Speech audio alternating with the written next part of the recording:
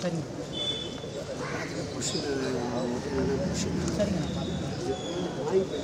சரிங்க சரிங்க சரிங்க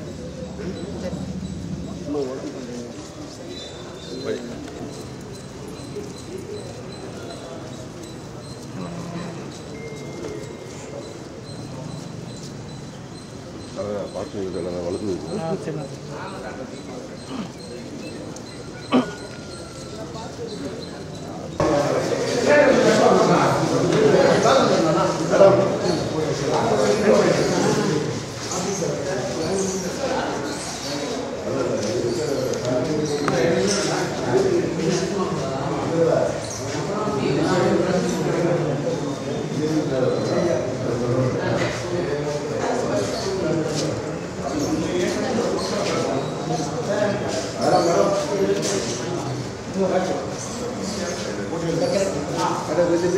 மேடம் கொஞ்சம் இந்த பக்கம் மேடம்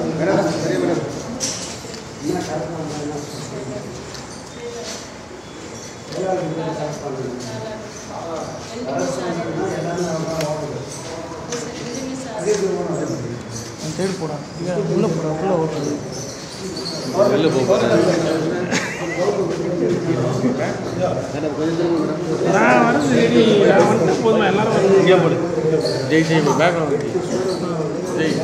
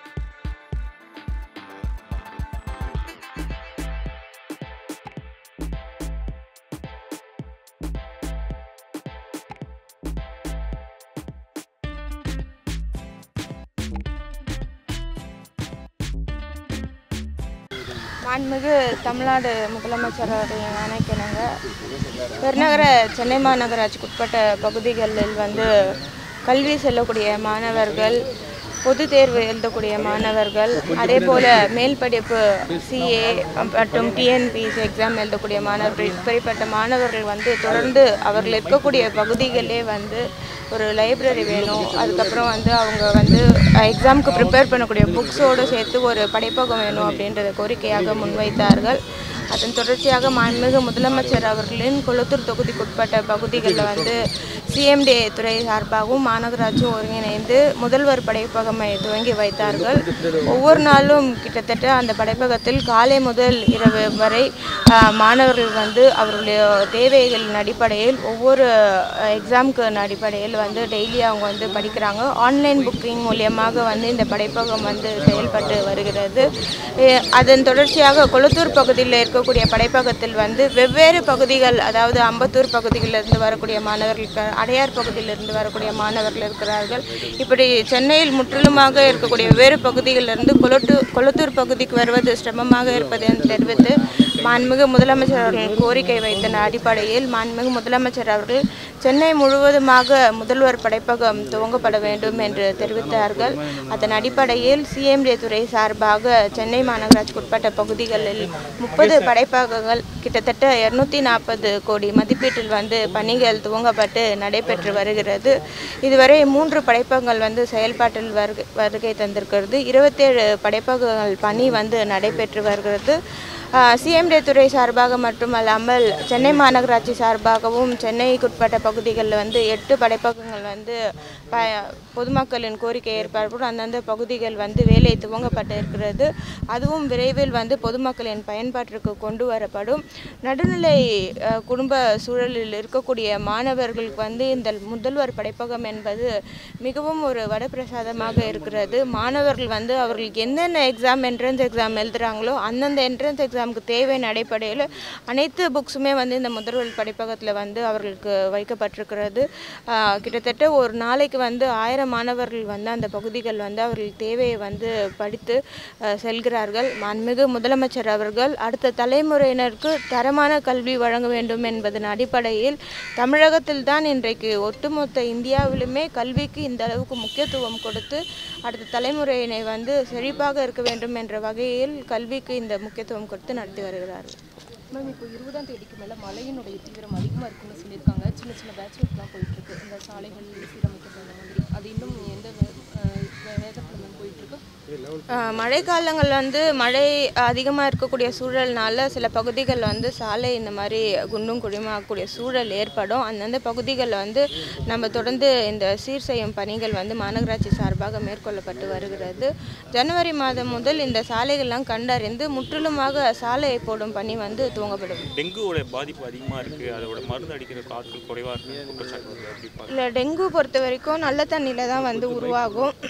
மழை தேக்கத்தினால வரக்கூடிய கொசுனால மலேரியா தான் அதிகமாக ஸ்ப்ரெட் ஆகும். மலேரியா அந்த அளவுக்கு கேசஸ் வந்து இன்னும் ரெஜிஸ்டர் ஆகலை. டெங்கு வந்து வீட்டில் இருக்கக்கூடிய நல்ல தண்ணியில் தான் வந்து டெங்கு கொசு உருவாகும்.